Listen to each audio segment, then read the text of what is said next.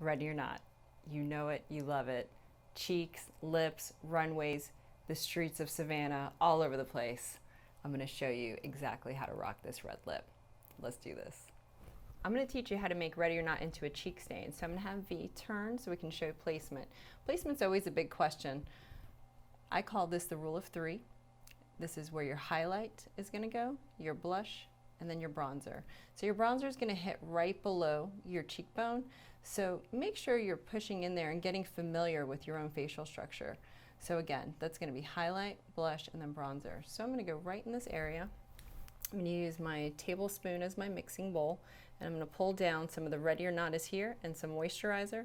Any moisturizer you have is fine. And I'm just going to pull it and make an area right here. That way if I need more red, if I need more moisturizer, it's not all one big pile together. You can see it's a little bit kind of a pink. If it's too pink, just add some more moisturizer and thin it out.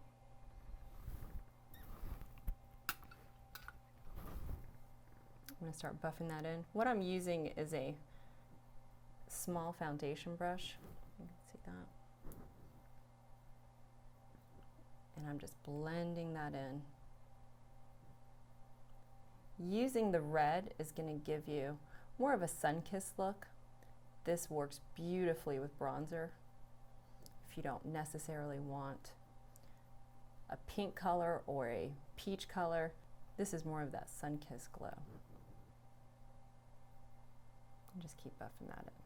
So what I tend to do is add a longer stroke to get the product on the cheek, and then I use short strokes to kind of blend and fill. So long strokes pulling it down, and then short, quick, blending it out.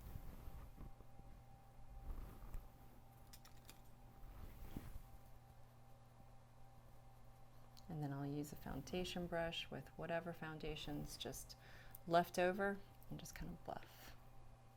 If you feel like you've gotten it too bright, you can also add a little more foundation to your brush and mute it down.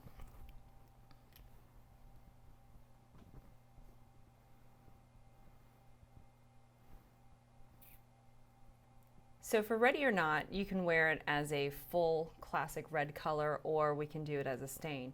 If you want a matte stain, then you would just add the color directly from the pot onto the lip. And I just use really light strokes, really easy. Now before I get too far on this, I'm going to show you how to mix it and make it a little bit of a glossier. So here's my red, and here is Elizabeth Arden's 8-Hour Cream. You could also use Vaseline, you can use Rosebud Salve, anything that you like that's a little bit creamier. So I'm going to grab a little bit, I'm going to grab this red, and I'm going to mix them together. And I hope that you can see I'm making kind of a tint down here. Okay. Now that does intensify the color a little bit, so you just want to make sure that if you need to, wipe your brush if you don't want a lot of color, and just keep working that all over the lips. If you have dry lips or in the wintertime, this is a great way to get double duty out of this product. And of course you can add more of the red and make it more intense. Always based on your comfort level. So if you're not comfortable yet, keep working on it, keep adding different layers, and before you know it, you'll be a 1950s pinup girl.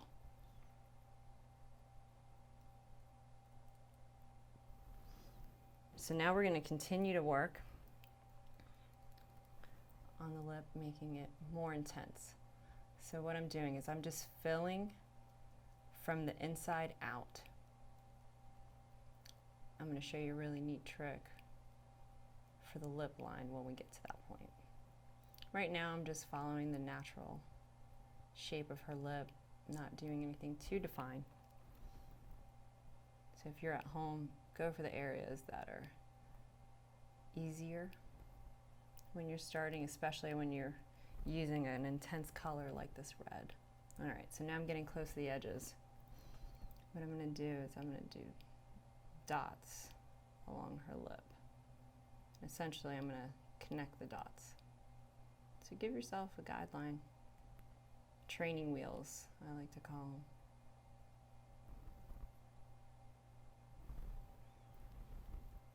I'm going to do the same thing over here.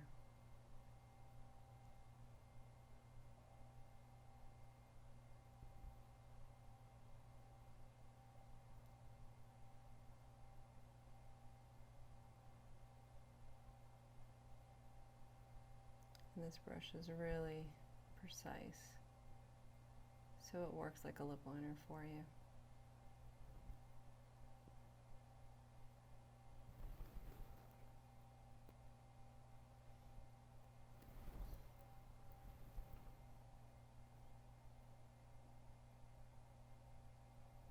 I'm using my brush sideways to connect those dots, or to actually make the dots, so they're more like dashes.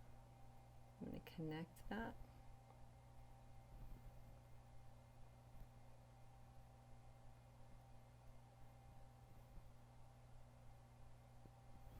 There you go.